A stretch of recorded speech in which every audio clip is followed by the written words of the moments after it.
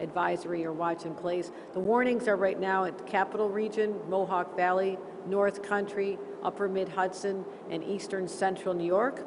The watches are the southern tier and western parts of Central New York, as well as our advisories are in Western New York, Finger Lakes, Lower Mid-Hudson, New York City, and parts of Long Island. So it's a beautiful color-coded map, but by tomorrow, it'll all be white. That is my prediction. And so what does that mean? Very messy commute tomorrow, and when we say messy, that means that the roads could be dangerous. And we're pre-treating roads already. That's going to continue throughout. You're going to see our trucks out there in advance in preparation to get the roads ready for the onslaught of snow and ice. And our advice is, when you wake up, if you can work remotely, if you can stay off the roads, that allows us to keep the roads clear. If you must drive, please take it slow and easy.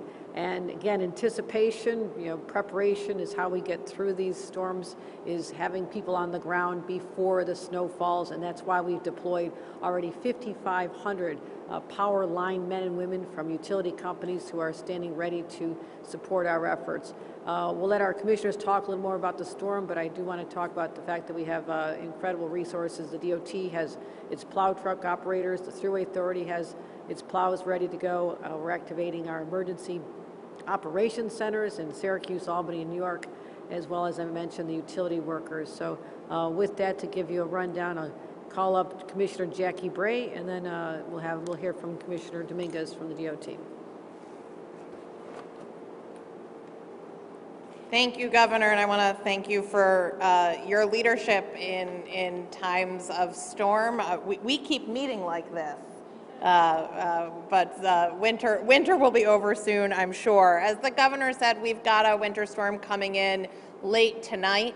That storm, as she said, should start around 10 p.m. It's going to move from the southwest in New York City and then sweeping northeast. By 1 a.m., we expect winter precipitation in every single one of our counties. And this storm is going to be worst during the morning commute, during the sort of just after dawn hours and over the course of the morning commute. And so you might look out your window, you might look at the forecast today and say 6 inches, 8 inches, we know how to handle this. Yes, you do.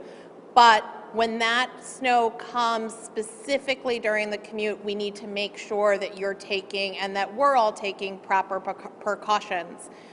We expect the storm to move out by the end of the day Friday, and we expect relatively just seasonal temps this weekend and no new big snow over the course of next week.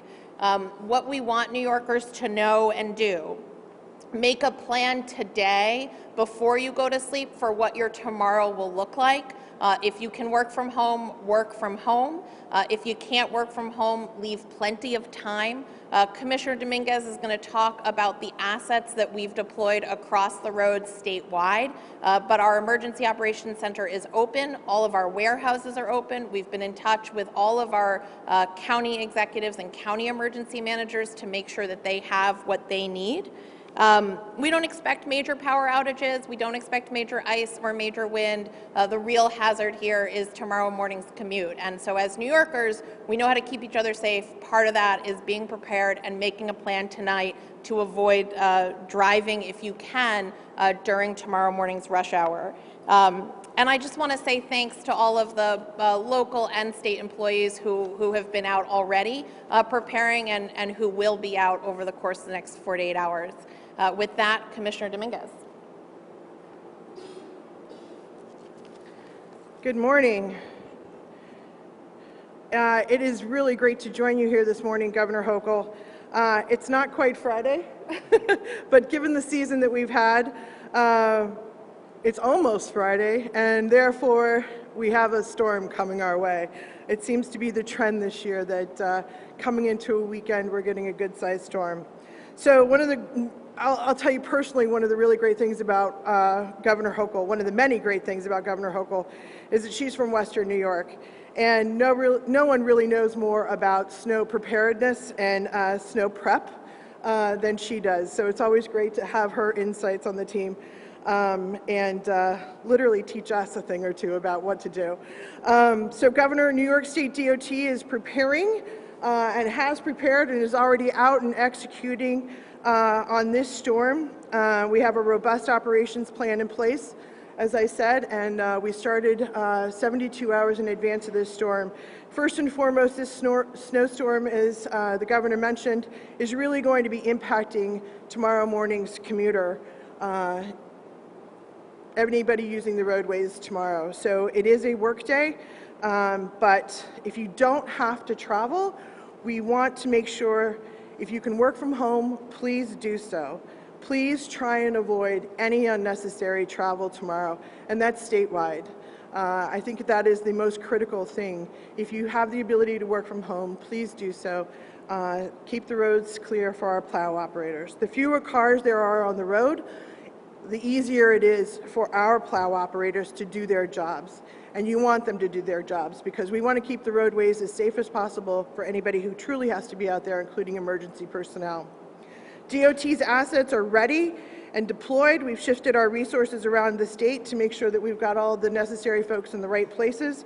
We've got equipment and personnel ready to go. We've got about 1,750 large and medium duty plows, 326 large loaders, 48 tow plows, and 36 snow blowers in place. Here in the Hudson Valley alone, we've got 297 large and medium duty plows, 56 large loaders, and 4 tow plows, and 1 very large snow blower. To supplement our assets in the Hudson Valley for this storm, we're also bringing in another 34 plow operators and 2 supervisors. We're bringing them in from other parts of the state to make sure that we've got all the assets that we need here in the Hudson Valley. We've also got an additional 6 plow operators who are being deployed to the southern tier from the Mohawk Valley. So bottom line is that we are repositioning our forces where we think we're going to have the most need. DOT is going to be staffed up and operating 24/7 over the course of this event. Our fleet mechanics will also be working 24/7 cycles to make sure all of our equipment is up and operational and we're able to hit the roads as we need to. Just as information towing services are strategically going to be placed around some key locations around the state to make sure that if there are any traffic incidents or crashes, that we really get them off the roadways, towed, get people to safety as quickly as possible. That includes I-84 in Orange County, I-81 in Broome County and Schoharie County, I-88. They're really all across the state. It includes Putnam County, Route 17 in Broome and Sullivan, and 28 in Otsego, and Route 206 in Delaware. We also have tow services specifically that will be utilized in our help trucks for the Hutch, the Cross County Parkway, the Sawmill, the Sprainbrook, and the Taconic Parkways. We are, again, extending all of our beats. We want to make sure that we've got service, particularly targeted tow service and help trucks for the Capital District, up in and around Albany, where we expect to see some higher snow totals, as well as here in the Hudson Valley. I've spent enough winters in New York responding to storms to say that I'm constantly amazed at the efficiency at which our state, led by Governor Hochul, really tackles emergency response. And I want to thank the men and women of the DOT who make that happen each and every day. We do that with our colleagues at Dishes and Thruway, and our county colleagues and our local operations across the board. It really does take everybody to make sure that we keep our roadways safe. So what we do is important. I don't think anybody does it better. And I just want to say thank you to all the men and women who help execute that. I already said try and avoid any unnecessary travel, but if you have to be out, please, please drive slowly. If you see a plow, the road in front of the plow is likely snow-filled. It's got ice, potentially. The bottom line is they're trying to clear any hazardous condition on the roadway. So give our plow operators, give the DOT plow operators space to do their job. They're out there to make our roads safe for all of us. And remember, no way, no how, never ever pass the plow. Governor, thank you so much for your leadership. We always appreciate your support. And with that, I will turn it over to County Executive George Latimer. Thank you very much, Commissioner, and I want to thank Governor Hochul for her leadership, her organization of state resources, to both commissioners for the work that you've done, and to the men and women of the DOT, those that are here now and those that are preparing to be on duty a little bit later on. My father was a maintenance man, and whenever it snowed or prepared to snow like this, he'd have to leave the house to go to his work site to do the very things that you are prepared to do. And I remember watching him leave in the morning when the weather conditions were the worst. And so on a human level, your families make a sacrifice so that we can have the mobility in our society. We appreciate that. What the governor and the commissioners have laid out at the state level is absolutely essential. We would not have mobility in Westchester County or any of the other portions of New York State without the state's involvement and the great leadership that you've shown. The County of Westchester, as other local governments, have complementary activities as well. Our team is here, Richard Wishney, Emergency Services, our Deputy and Commissioner of Operations, Deputy Director of Operations, Emily Saltzman, and our Director of Operations, Joe McDonald. And the county government will do comparable activities on the roadways that we're responsible for, the Bronx River Parkway, the campus that we're on right now, which is part of a county-owned complex, to make sure that we brine the roads tonight and that we're prepared as best as we can for tomorrow morning in the rush hour. We will keep Westchester County Airport open. I know that MTA has other airports that they're responsible for, same situation, and I know the governor would advise that anyone who's planning to fly out of any of the major New York airports, not just Westchester, should call their carrier in advance. There will be flights canceled today in anticipation of the weather tomorrow, and you should know about that before you either plan to fly out or you plan to pick up somebody who may be flying in. Our Beeline bus system, which is the second largest bus system in the state, we're behind the New York City transit system. We're going to be monitoring conditions and look for our information to determine if we're going to have any restrictions on the schedules or restrictions on the routes. And again, I say that for Westchester, but I know that Mayor Adams, the folks at the MTA, will have the same principles for New York City transit as well. And we're going to do everything we can, working very closely with the state. Our manpower and your manpower together will keep the roads open. And as we are New Yorkers, we will get through this. And I do recognize, as Commissioner Dominguez said, that Governor Hochul has greater experience in these things from the part of the state that deals with this normally. Those of us downstate, we see it a few times a year, but we're ready for it, and we appreciate your leadership in doing that. We also appreciate your leadership on COVID, and we've tried to work cooperatively with the state. So I give you back the governor, who will give us an update on where we are with the COVID infections. Thank you, County Executive. And so while our weather forecast overall looks rather dark and foreboding, our COVID forecast is definitely much brighter. So we're looking at our pre-surge levels now. We finally came out of this Omicron variant, which again was named on November 21st, 22nd, and literally within a couple of weeks we had our first cases here in the state of New York. So you look at that graph, it is extraordinary to see where we came from last October to where we are today on early February, our numbers from February 23rd yesterday.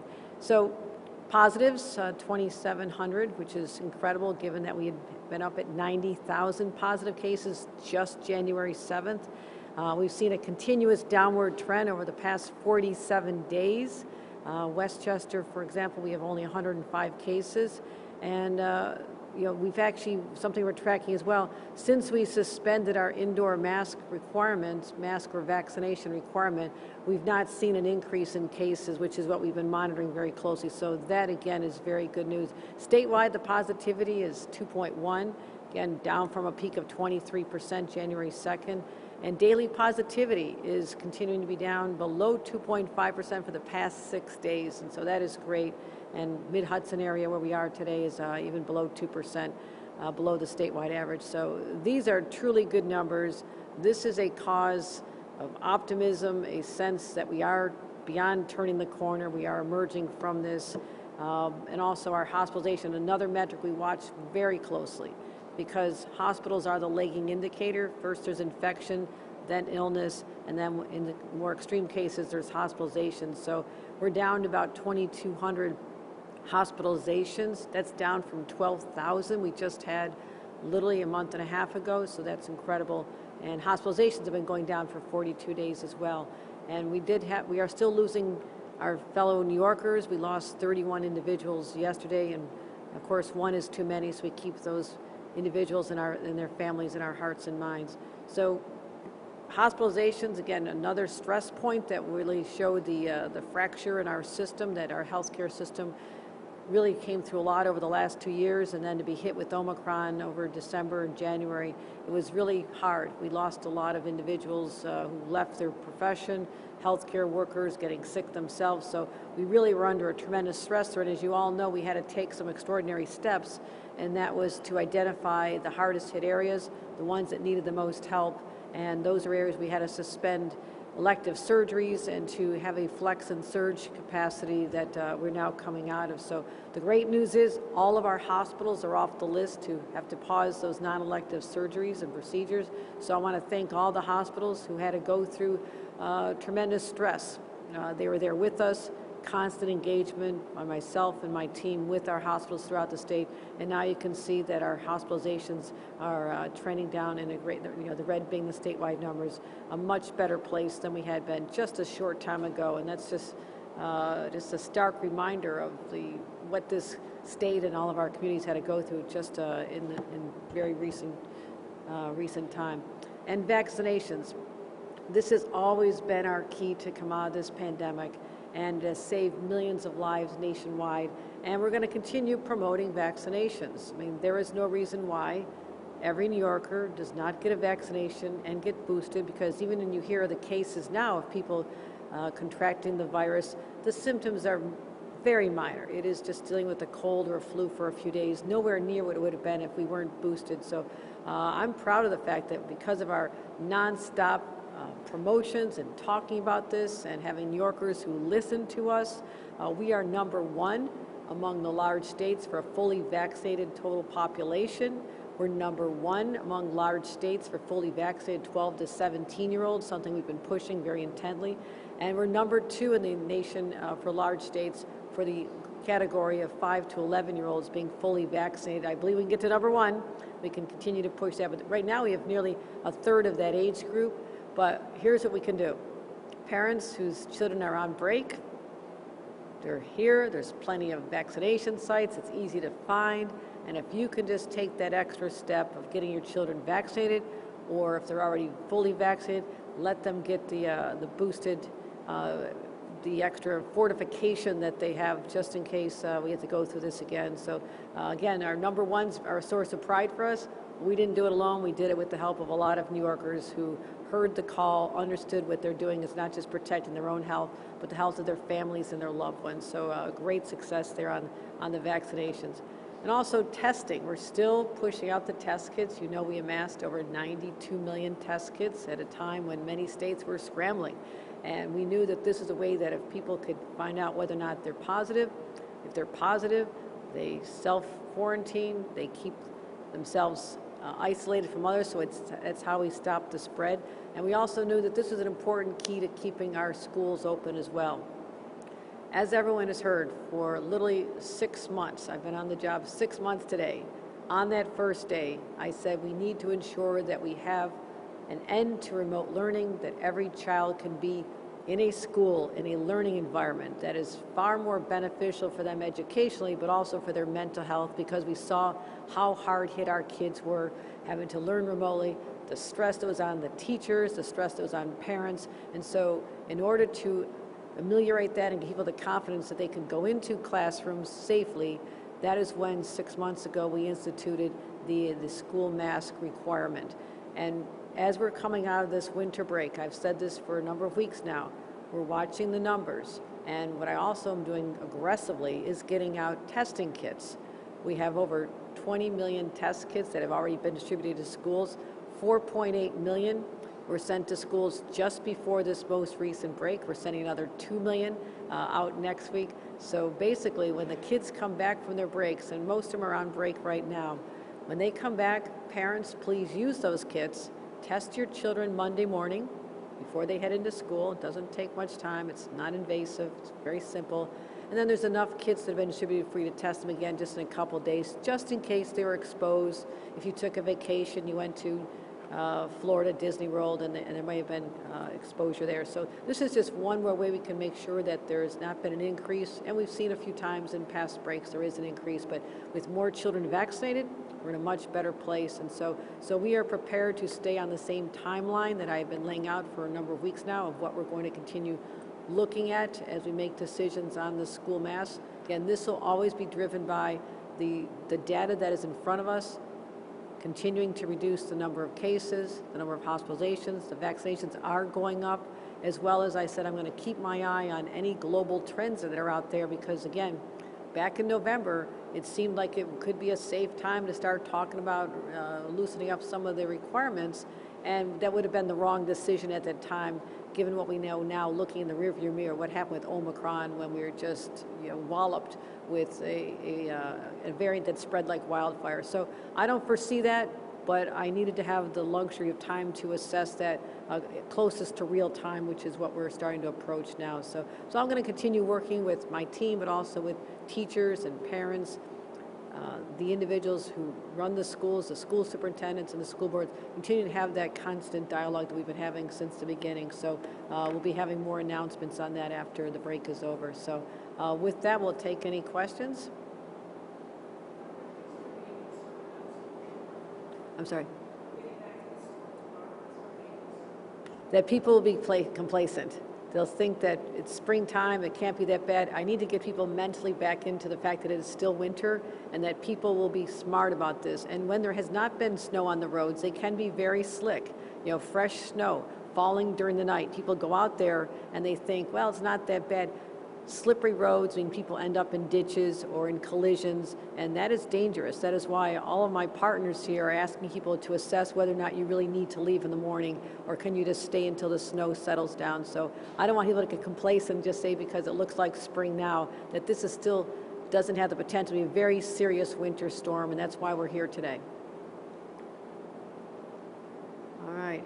Thank you, everybody, for coming out. And again, thank you to our DOT workers, our Thruway Authority workers, our emergency personnel, and our county partners, County Executive Latimer, for being on the front lines with us as we battle what I hope could be one of the final winter storms. And yes, they always seem to hit near weekends. And so let's try to break that trend and head into a beautiful spring before long. Thank you, everyone.